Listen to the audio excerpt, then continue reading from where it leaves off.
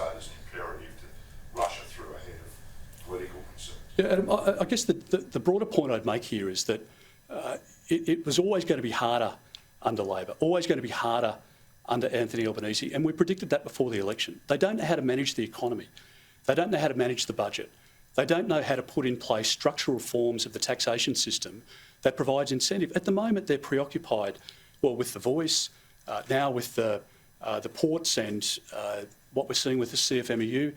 Their objective is to please the unions, not the workers. So please the union bosses, but not the workers.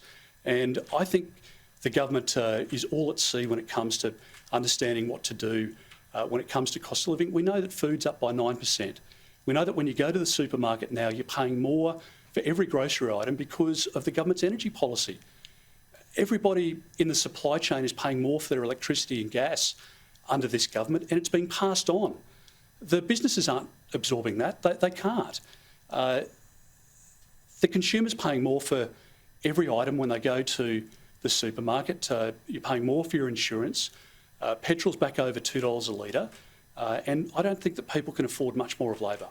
Do you think the timing of the meeting that Queensland Premier Stephen Miles had with the supermarkets last week is suspicious in any way, given today's announcement by his federal colleagues?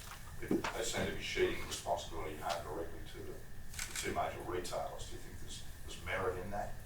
Well, I think there's merit in getting a better understanding of why companies like Woolworths are more focused on the culture wars than they are on bringing down prices. And I think Brad Banducci and other CEOs should be more interested in a war on prices so that consumers can benefit from it than a war on Australia Day or our days of national significance in this country.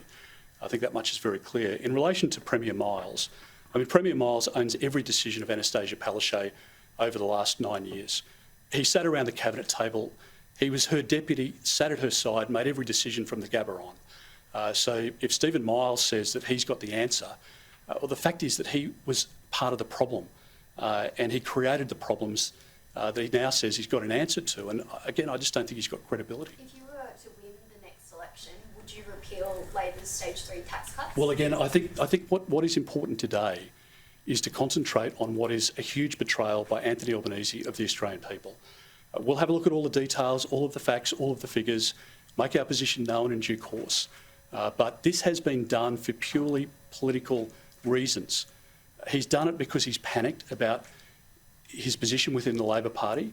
He's done it because he's panicked with the Dunkley by-election coming up. And I think for a Prime Minister to lie to the Australian public the way that Anthony Albanese has, I don't know how he recovers from that because, you know, people might have a dim view of politicians, fair enough. But the fact is that the blatant lying like this, I've been in Parliament for 2 decades. I've served under 4 Liberal Prime Ministers. I've observed 4 Labor Prime Ministers very closely.